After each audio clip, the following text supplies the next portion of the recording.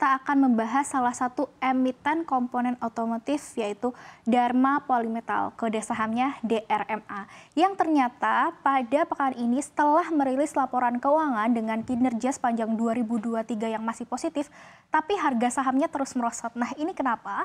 Kita akan bedah satu persatu. Tapi sebelum itu, kita akan lihat dulu bagaimana pergerakan harga saham sepanjang hari ini dan review sepanjang minggu ya. Jadi bisa kita lihat di sini bahwa harga saham DRMA terkoreksi 3,04% menjadi 1.115 per lembarnya. Dan kalau kita melihat dari rentang seminggu ya, saham ini sudah merosot sekitar 12%-an. Paling dalam itu di hari Selasa sekitar nyaris 10% setelah rilis laporan keuangan pada hari Senin atau awal pekan ini. Nah, kita melihat dulu bagaimana sebenarnya kinerja ya yang sebenarnya masih positif kalau dalam setahun. Kita lihat dulu di slide berikut. Nah, di sini kita lihat ya bahwa di tahun 2023 pendapatan ini mencapai 5,54 triliun dengan laba bersihnya 612 miliar. Kalau kita melihat secara historikal 5 tahun terakhir ya, pendapatan ini cenderung meningkat, turun hanya di tahun 2020. Sama dengan laba bersih juga, penurunan hanya terjadi di tahun 2020 dan trennya ini cenderung meningkat juga. Jadi bisa kita bilang untuk profitabilitas DRMA saat ini cenderung masih bagus dan sudah pulih dari level pra-pandemi. Tetapi kenapa harga sahamnya turun?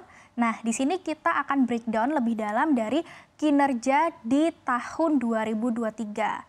Kita lihat secara kuartalnya pada slide berikut. Nah, di sini kita membedah lagi di mana dalam setahun itu ada 4 kuartal.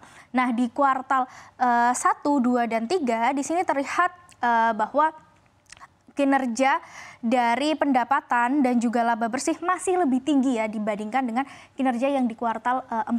Jadi bisa kita bilang bahwa kinerja di kuartal terakhir pada tahun lalu ini ternyata jadi yang paling lemah dalam setahun, di mana untuk laba bersihnya sendiri di sini hanya 92 miliar. Kalau kita bandingkan dari kuartal sebelumnya turun nyaris 50%. Kemudian di sini pendapatan juga sama, turun dari 1,5 triliun menjadi 1,29 triliun saja. Nah, di sini menjadikan pelaku pasar ya cenderung menjual sahamnya terlebih dahulu ya, karena apalagi kita juga melihat jika laba bersih atau profitabilitas ini terus turun, maka margin juga turun. Kalau tidak salah, untuk gross profit margin atau margin laba kotor untuk Dharma ini per kuartal 4 2023 mencapai 15%-an dan ini juga menjadi yang terendah dalam setahun. Jadi bisa kita bilang bahwa faktor pendorong atau faktor yang menyebabkan harga saham turun ini adalah dari kinerja kuartal 4-nya yang turun disertai dengan margin yang tergerus.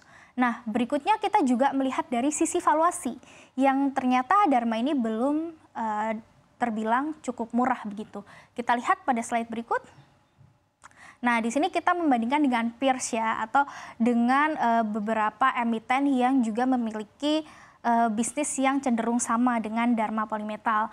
Nah, di sini kita menggunakan metrik valuasi relatif ya, ada price to book value, EV per EBITDA, kemudian price to earning ratio.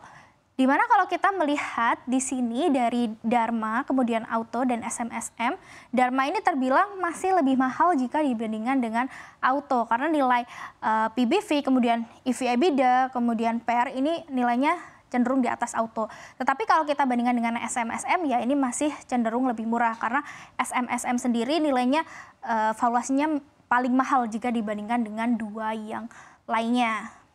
Kemudian kita lihat juga bagaimana dengan teknikalnya ya, karena biasanya kalau kita mau membeli suatu saham kita juga harus melihat secara teknikal.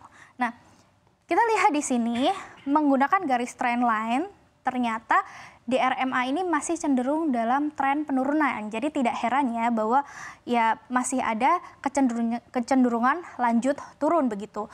Di mana untuk pekan ini yang terlihat penurunannya cukup dalam. Di sini pada Kamis atau kemarin yang ada rebound itu sekitar 5%, tapi hari ini juga masih turun sekitar 3%. Dan jika kita melihat support terdekat di sini ada di 1090, sementara resistennya ada di 1210. Dengan melihat tren saat ini yang masih turun, maka kecenderungan harga turun lebih dalam itu masih cukup memungkinkan ya. Nah, tetapi di sini akan menarik kapan untuk kita beli, misal untuk trading buy jangka pendek, kita lebih menunggu ketika harga ini bisa rebound dari support 1090, sehingga kita bisa menargetkan jangka pendeknya ke 1210.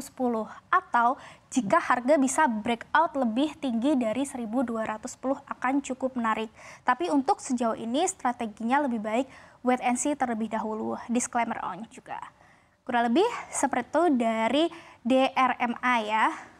Beberapa faktor yang sudah kita ulas bagaimana pergerakan harga saham yang merosot ini dipengaruhi oleh fundamental dari kinerja kuartal 4-nya yang ternyata juga merosot disertai dengan marginnya yang tergerus juga. Tapi apakah ini akan berlangsung lama? Ya, kita harus wait and see dulu karena setiap harga itu tidak akan selalu turun ya, karena akan ada juga siklus di mana dia naik. Dan kita tadi sudah melihat bahwa teknikalnya akan menarik jika DRMA ini bisa breakout dari level 1210 atau untuk trading jangka pendek jika ada rebound dari sekitar level 1090.